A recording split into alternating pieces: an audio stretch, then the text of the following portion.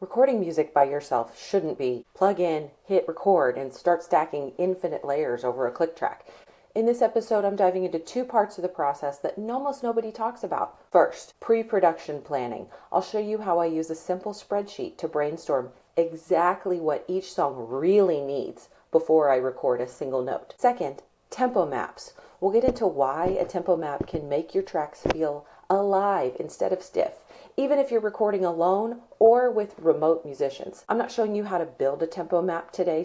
That's coming in another episode. But if you've never even heard of tempo mapping, stick around. This could change how you record forever. This episode is brought to you by Really Strong French Roast Coffee. Okay, so the first thing we're going to do is what song we're going to record. We wrote 50 songs for this project, and there are some songs that should be really big productions. If they had strings, if they had like big band sound, orchestra sound, a string quartet, like really big arrangements, horns, everything extra. But the songs that I think will work as just an acoustic trio, things that we can do without having to hire out people, is one of the best ways that you can kind of bootstrap your album, is making sure that all the parts needed for the song are things that you can do within your team. All of these songs you can listen to are demos that I have published and released on your music streaming platform of choice. So having your songs kind of organized in this way of like what instruments you think they are going to need. You can take things out,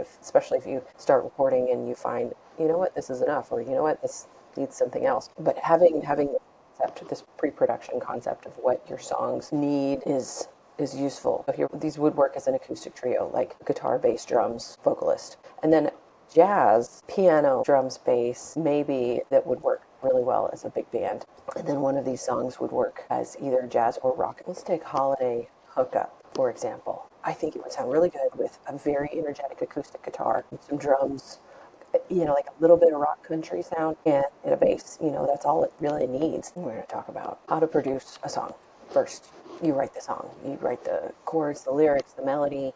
You get them all down on paper. There's other episodes on how to do that. I'm not going to get into that here. Then you record a work tape, which is the form of the song. That's like intro, verse, chorus, bridge, chorus. Whatever your layout of the song is going to be, that's your structure. It doesn't have to be pretty. It doesn't have to be perfect. It just needs to have okay, this is the song. At that point, you can say, this is a song, Copyright Office. This is published. This is mine. Arrange the song next. Kind of that's where you have the speed up, the slow down, how fast you're going to go, what instruments you're going to play where, what chords you're going to use, what voicings you're going to use, kind of the personality of the song, not just the layout of the song, but how is the song going to be executed? Like what's the feel, what's the groove, what key are you going to do the song in, right? All that. And then from that, you record your demo, which is kind of like what the final product of the song is going to be, but in sketch form. You could have the whole band playing, but if you are a band and you're going to play and you're going to record your demos, that's one thing. But if, it's not necessarily professionally mixed, it's not finished, it's not perfected, but the plan for the arrangement is essentially there. And then this is something that not a lot of people talk about. It's called a tempo map. And it's super important if you're doing a remote recording with a bunch of people, or if you're recording all the instruments and you want it to sound like it's a band playing together. So for remote recording purposes or individual wanting to sound like a band recording purposes, tempo map your song. You could probably use your demo for this, but you could also use the work tape because you can make changes to it. And you're going to smooth out your tempo map if there are any gross deviations from the norm, and not just little deviations.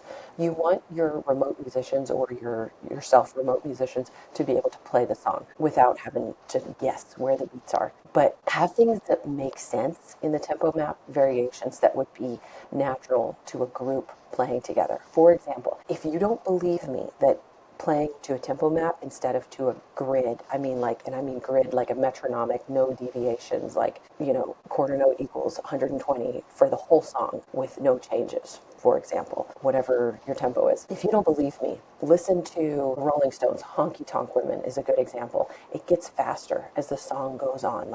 It gets more exciting, it gets more interesting to listen to, it gets more fun as the song progresses. It never sounds unmusical, unprofessional, just because they speed up as the song goes on, as it progresses. Another one is Leonard Skinner's Gimme Three Steps. The chorus is always a little bit faster. There's more instruments playing. They're more excited.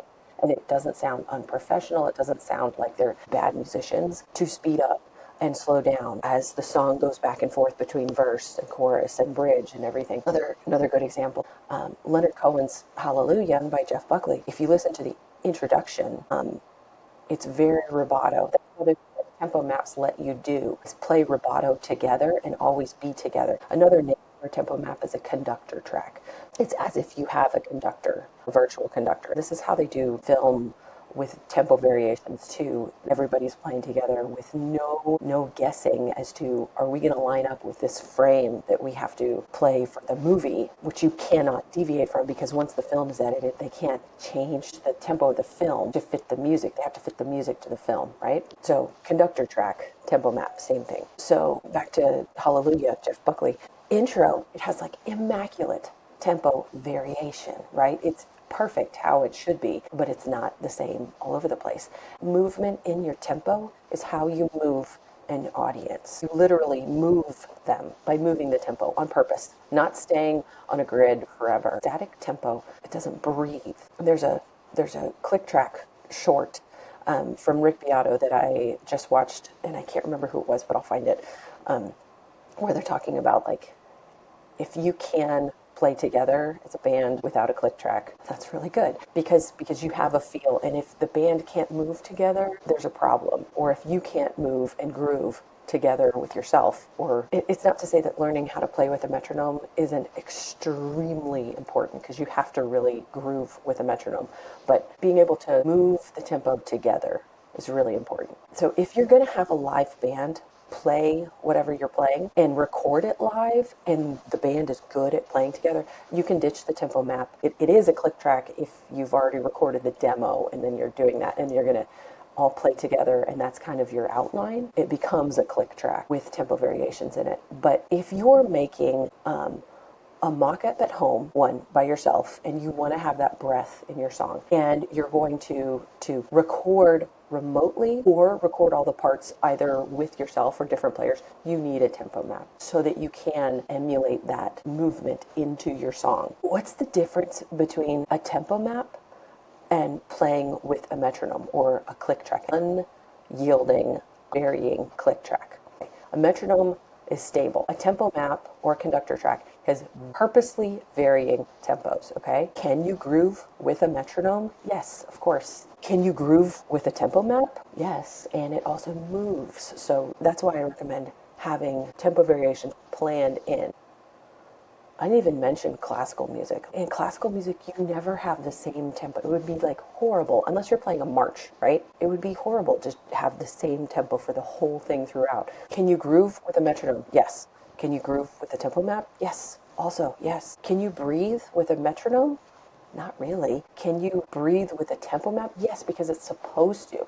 In the program it's called DP, and it's called a conductor track. We're going to talk about how to make a tempo map in the next episode. I'm actually going to show you guys how to do it, but I'm out of time for the day, so we're going to stop.